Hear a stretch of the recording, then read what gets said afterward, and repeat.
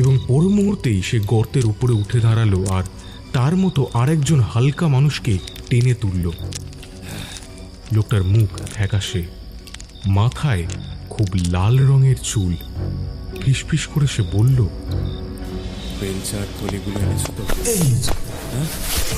আর লাফানোর কোনো মানেই হয়। হঠাৎই এক লাফে এগিয়ে গিয়ে শার্লক লোকটার জামার গলা চেপে ধরল। কি সর্বনাশ! লাফাও আজি, আজি আজি লাফাও, পালাও পালাও আজি, পালাও পালাও। দ্বিতীয় লোকটা গর্তটায় ডুব মারল। জোন্স লোকটা জামা ধরে টানতে জামা ছেঁড়ার একটা শব্দ কানে এলো। একটা রিভলভারের নলের উপর আলোটা ঝলসে উঠতেই হোমসের চাবুকের এক ঘা তার উপর পড়তেই রিভলভারটা সশব্দে পাথরের মেঝের উপর পড়ে গেল। বৃথা চেষ্টা চলবে, আর তোমার কোনো আশাই নেই। অদ্ভুত ধীরভাবে সে বলল, তাই তো দেখছি।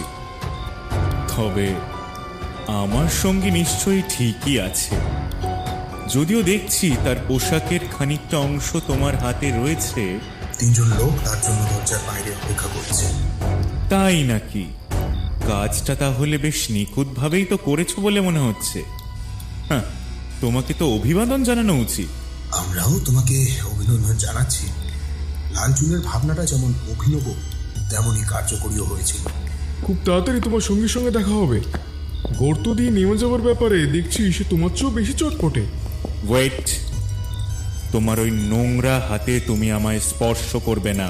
হাত করাটা তার হাতে ঝনঝন করে উঠতে বন্দি বলে উঠল, তুমি হয়তো জানো না, আমার শিরায় রাজ রক্ত প্রবাহিত হচ্ছে, আর তাই আমার সঙ্গে কথা বলতে হলে সবসময় হুজুর আজ্ঞে বলে কথা বলতে হয়।